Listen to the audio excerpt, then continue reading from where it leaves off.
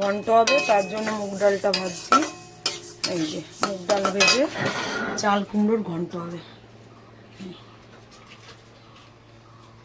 এই যে চাল কুমড়োর ঘন্টে পাঁচফোড়ন, তেজপাতা আর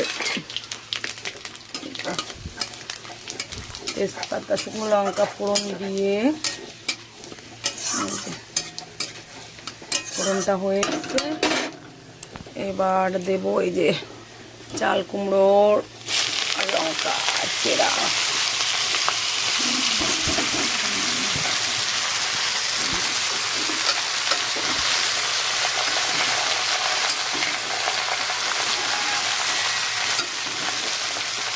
গরমে চাল কুমড়োর ঘন্ট না জাস্ট ওয়াও লাগে।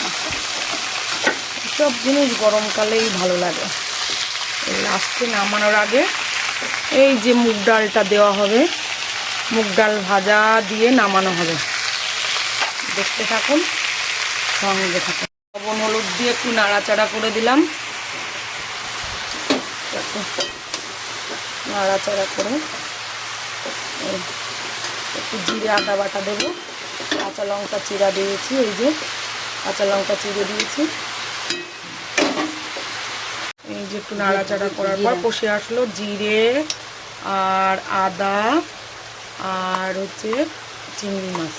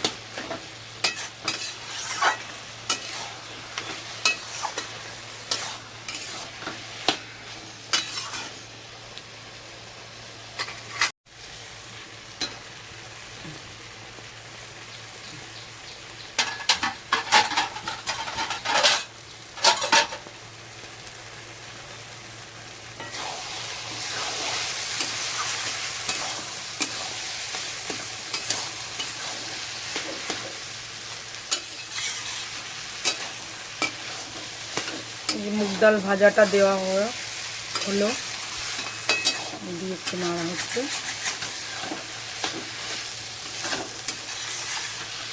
চিংড়ি মাছ এবং মুগ ডাল দুটোই দেওয়া হলো।